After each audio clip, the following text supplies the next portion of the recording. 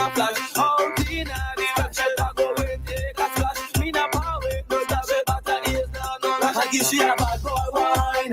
That's how it's the baddest, give me a bad girl wine, girl. That's a really bad, I give she a bad boy wine. That's how it's the baddest, give me a bad girl wine, girl. That's a really bad. You talk about bodies, you know me. Now they take you foot, me now hit you in no knee. Music in your head from your head, the Caspanti. Me a way rude boy, never can be. Well, I don't know it's Caspanti. 99.9 WEFM. WhatsApp us or call us at 457-9997. Rise and shine. Let's get ready to take on the day. Activated Mornings on WEFM 99.9 is on now.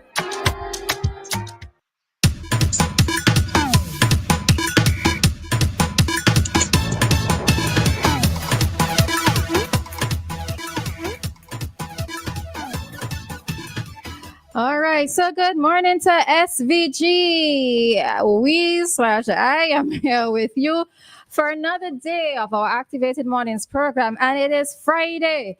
The pre-launch of Carnival is happening today, and the official launch of Vincy Mass is happening tomorrow. But before we get into all of that, we have PeeJohn on the line at this time to provide us with his usual commentary for this morning. So PeeJohn, good morning to you. Good morning, Roleza. Good morning, Dianna. Habimus Papam. We have a poop. What should we expect from the new pope? I'll be very brief this morning. Now, the Catholic Church has just elected a new leader following the passing of Pope Francis. What do we know about this new pontiff?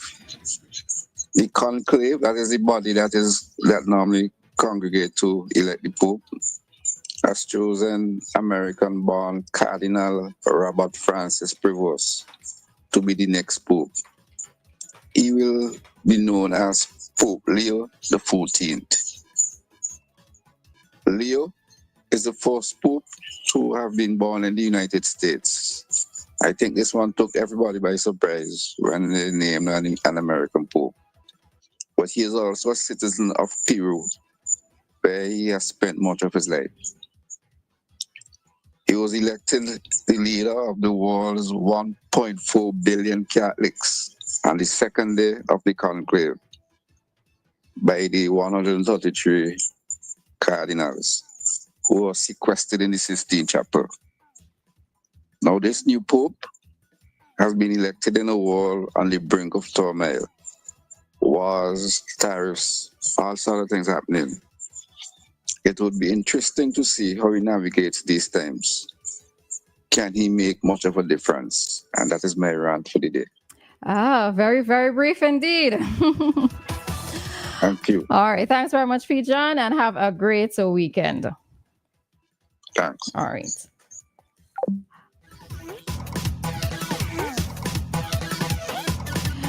All right, so that was PeeJohn with his very short commentary. So a new pope has been elected, and the new pope is Pope Leo the 14th. All right, and yes, as PeeJohn indicated, he is an American. And yes, it was interesting to see that an American, and he's the first American to have been elected to this position. And but I don't think that it was necessarily so surprising, because if I remember correctly from the stats, there were, I think, 17 Italians in the running and 10 Americans in the running as well. So the probability of it being one or the other was kind of was going to happen. I suppose one of the things that may have been maybe a little bit sad in a sense was that many persons were hoping that they were going to see either a first Asian or first African Pope, and that did not happen, right? But yeah, a new Pope has been elected. And this morning before coming into work, I actually looked at, he conducted his first Mass this morning. So, it's always so interesting for me to see the traditions or traditional things that, are still happening up to this day. I kind of likened it to any sort of royal event where you see all of the traditions still happening, and for me, it's always interesting to see that persons are still holding on to it. And for persons like myself, even though in a historical context, it may not be in the best in terms of like colonizers and, things that persons in the past would have done. Some of these nations would have done before, but they've held on to some traditions. All right. All right. So, yes, you are hearing only my voice. Dianna might be joining or should be joining us at some point this morning. All right. So, just looking out for her there. But yes, you have tuned in to Activated Mornings here on WEFM. It is Friday. We're all excited about Friday. Many of us, at least those of us who work a 5-day work week. So we're hoping that, you're going to make the best of it. As mentioned before, the pre-launch of Carnival is happening today. As we read in the news, it's supposed to happen around 4 today, where that pre-launch of activities will be happening around Kingston. All right. So it's just for us to see. Well, for those of you who are able to attend, take it all in. Yes, there is going to be a bit of a disruption to traffic. So you're hearing it early.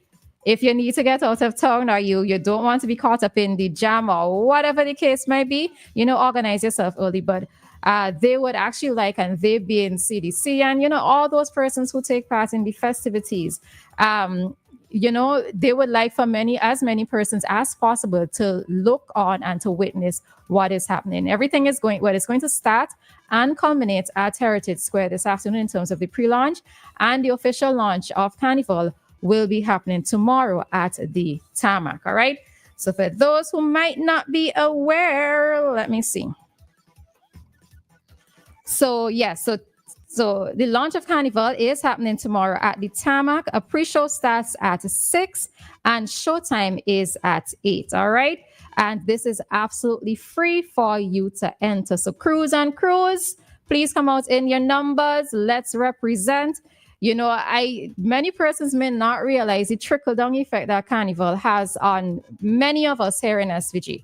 We might be thinking, oh, you're not going to take part in, the jump up, or you're not going to take part in the formal Carnival activities, whether it's going to parties or whatever. But, in some little ways, many of us benefit from it.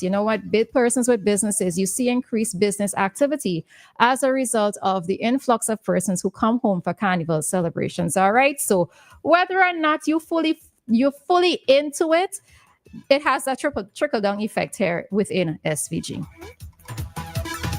And it's just for us to be able to find a way to maintain our originality so that when we say Vincy Mass is the hottest in the region or we do a party normal, that we actually mean it. And when persons come here, let them be able to identify and say what differentiates our carnival from the rest carnivals around the world.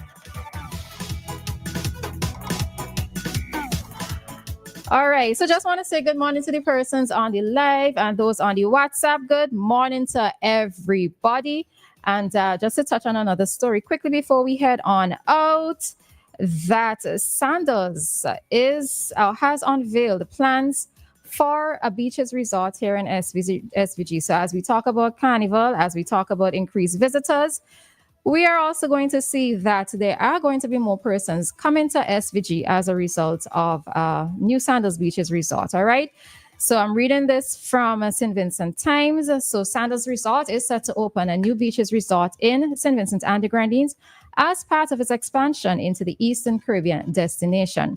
So Executive Chairman Adam Stewart announced the project during a keynote address at Travelos 2025 Momentum Conference in Montego Bay, Jamaica. All right. So the family-friendly, all-inclusive property will be the second in St. Vincent and the Grenadines, following its first resort in the unspoiled destination last year. All right. So not going to read too much more of it. You can get the full story there on St. Vincent Times. But we're seeing that, yes, tourism is picking up. We do have more persons coming here to our shows. And as a result of the success of Sandals, what they call the Sandals effect, they are going to be opening another resort here in SVG. And in a Caribbean journal, they actually stated that Curacao, Belize, and St. Vincent are and the Grenadines are the fastest growing travel hotspots within the Caribbean. All right. So last year, let me see if I could just put my eye quickly on that. All right. So last year we did see a percentage increase over the following year. So we had a 27.2% increase in percentage growth in terms of visitor arrivals. And this, again, was as a result of the Sandals effects. All right. And of course, we can also link the marketing of SVG to other areas as well as, of course, the international airport. All right. Yes, they did say build it and they will come. So we are seeing the fruits of that faith. All right. So SVG is taking off. And again, as per usual, it is for us to do our part to promote SVG. For those persons who are overseas, you might not be able to make it to Vincy Mass, but tell a friend. You just never know who might decide to come down and to take part in our festivities. All right. All of us can do our part in promoting SVG, in promoting our cultural activities, in promoting our festivals. All right. You don't have to be the Minister of Tourism. You don't have to be the head of CDC. You don't have to play an official role in the promotion of SVG. All of us can do that. All right. So let's do our part. Bring a friend and let them bring another friend. All right. So we are going to head on out of this segment at this time. Remember that at 7:35, we bring to you this morning's traffic talk.